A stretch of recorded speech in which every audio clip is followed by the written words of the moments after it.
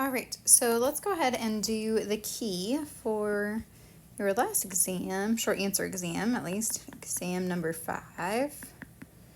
Okay, so remember you do have one more exam left, but it will be a multiple choice exam on Canvas.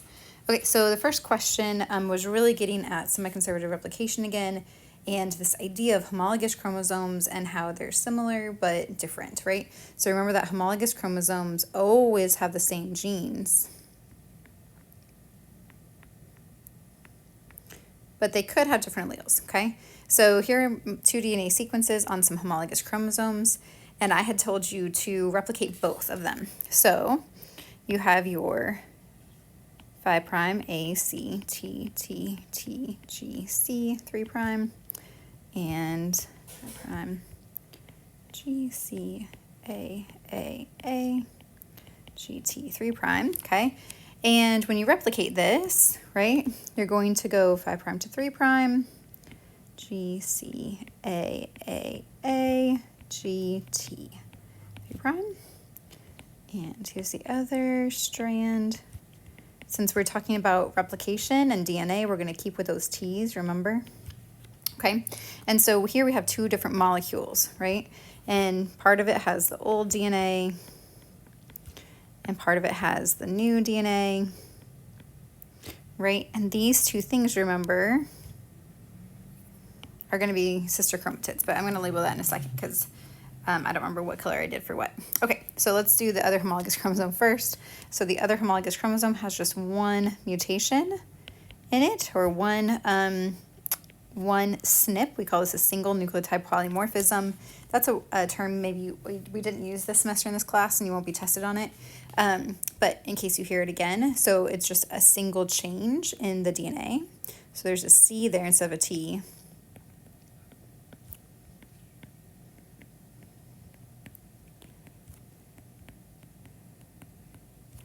And then my new strands, 5' G, C, A, G, G, T.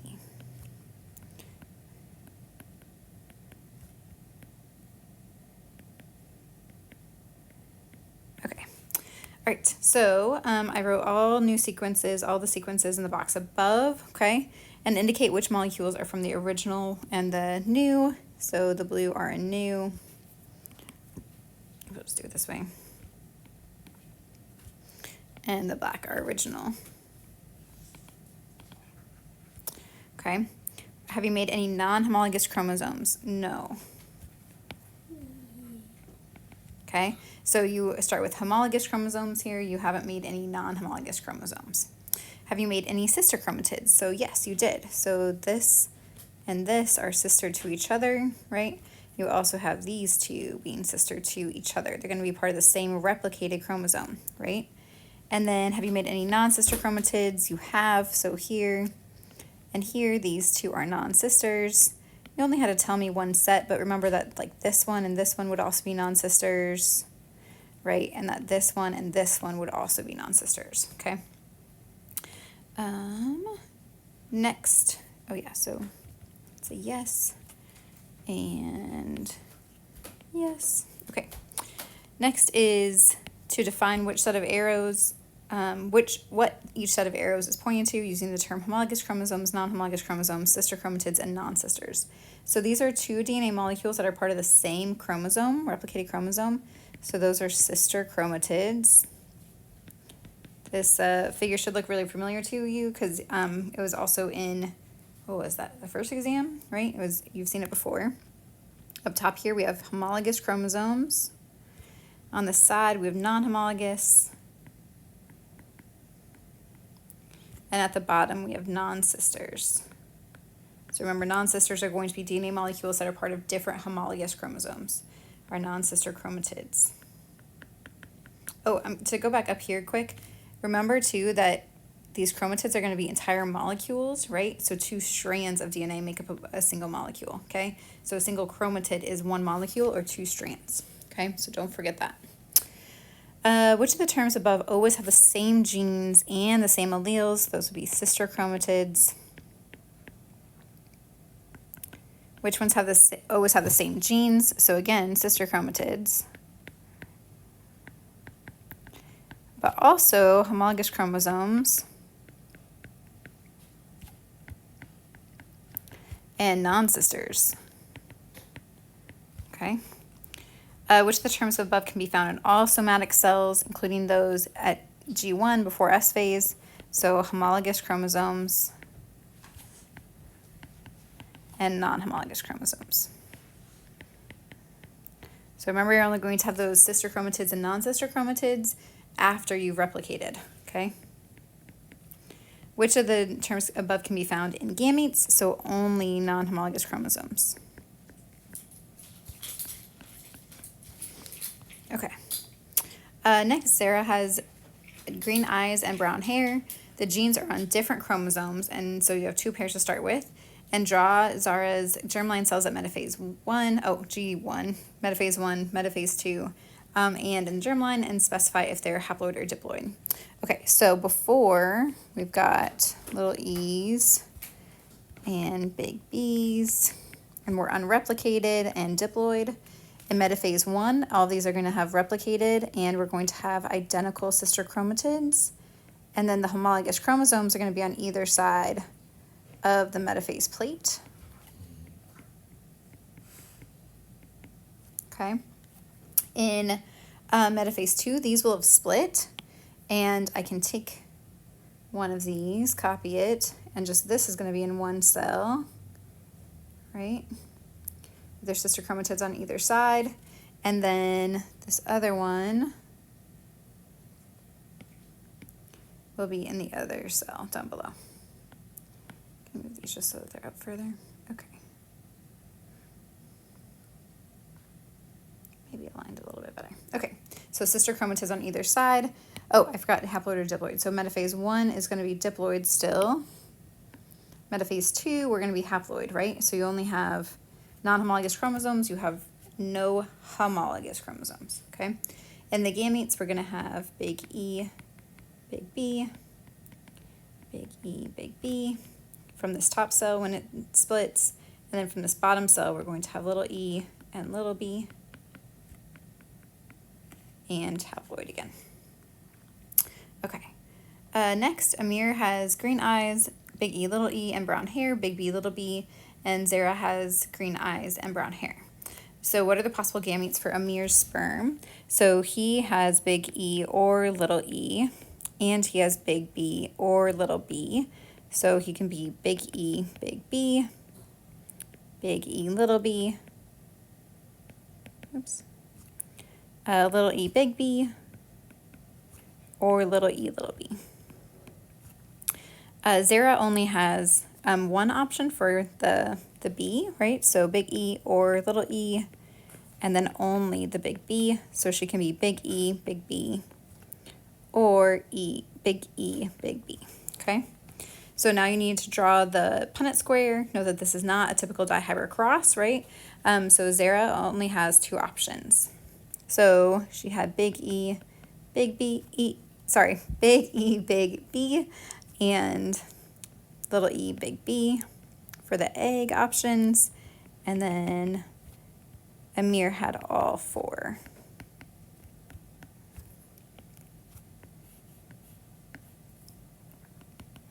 Then you should fill it all the way in.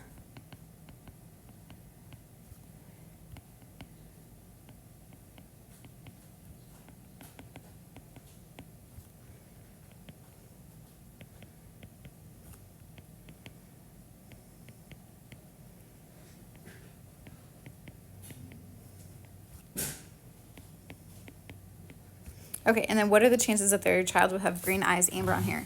So you needed to realize that green eyes, right, one version of the capital E equaled green, right, that it was dominant, and that one of the capital B equals brown. Okay, so here it looks like we have, these are all green, and then remember mom could only give that capital B, so actually all of them are going to end up having brown hair, right? So how many of them have both is going to be 6 of 8. Okay. Next, the egg and sperm are shown below. an egg and a sperm are shown below. What are the Draw what the chromosomes would look like in the zygote immediately after fertilization. Then answer the questions on below it for the zygote, okay? And then draw what the 2-cell zygote would look like immediately after mitosis. Okay, so let's start here in A. So when these two join together immediately after fertilization, we're going to have only the little e's, and then we're going to have the big H and the little h, right? The e's more like in the middle of the chromosome. Okay. The zygote is going to be diploid. It has 4 chromosomes and 4 DNA molecules. The hair color gene, the H, is heterozygous, and the eye color gene is homozygous. Okay, what does the 2-cell zygote look like immediately after cytokinesis and mitosis? So it's going to look actually identical to the zygote. Oops. Right? So all somatic cells are going to contain all genes, okay? And they're going to have homologous chromosomes, okay? So the 2-cell zygote will have all of them and look identical to that zygote. Human babies are born with trillions of cells. Imagine that Zara and Amir's first baby, Layla, has green eyes. Will the coding region that encodes for her eye color be in Layla's hair cells? Okay, so we have the eye color gene right here, and the question is, will it be in her hair cells? So remember, even from up here, that all genes are in all cells, right? So the coding region is a part of the gene, and it is part of the DNA. So yes, it will be. Will the switch that controls the expression for her eye color, for the eye color gene, be in her hair cells? And the answer is yes again, right? The switch is part of the DNA. And what will differ? So you could either have said activators or gene expression here.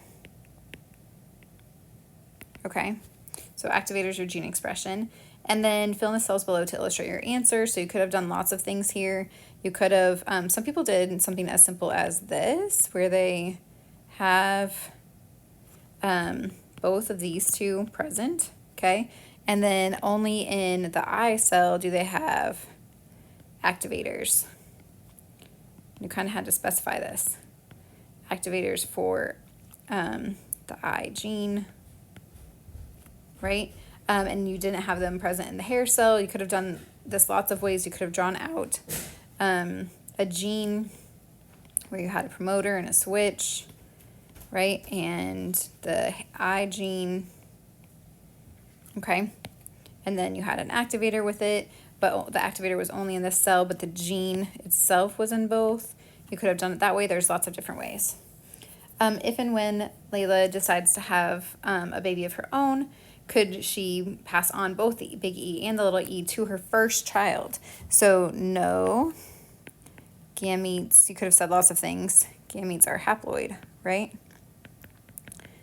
She can only pass on one copy.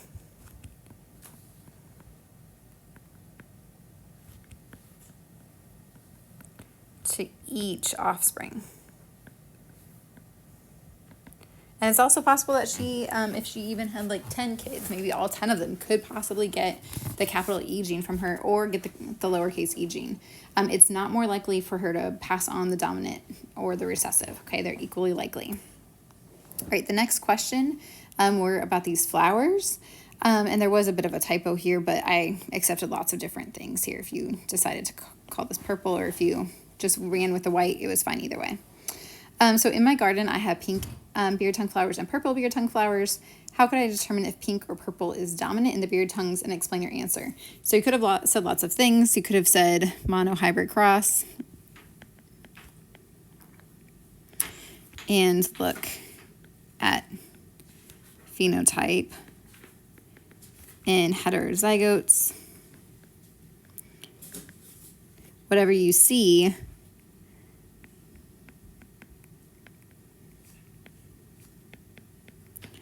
is the dominant one.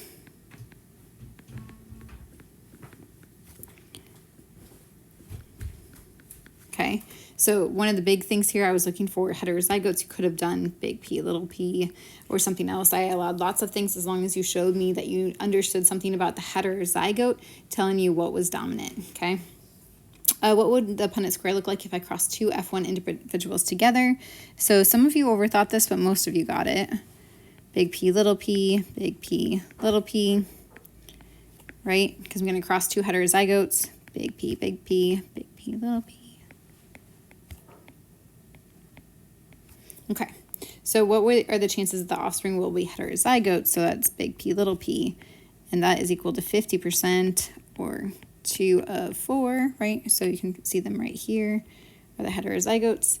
And then if you cross two F1 individuals, what would be the chances that their offspring would have the dominant trait, right? So that means at least one big P and then whatever for the second one. And we've got 1, 2, 3 of those. So you'd have 3 of 4 or 75%. Okay. All right. So next was looking at Katie dog. So Katie's mom was a purebreeding Treeing Walker Coonhound, and she had 3 colors, including white, and had floppy ears. And Katie's dad was a purebreeding German Shepherd with 2 colors, only black and tan, and had pointy ears. Katie has 2 colors like her dad and floppy ears like her mom. Okay, so this tells me right here, 2 colors like her dad, right? This tells me that he's dominant. 2 colors is dominant. And this here, the floppy ears like her mom, tells me that floppy ears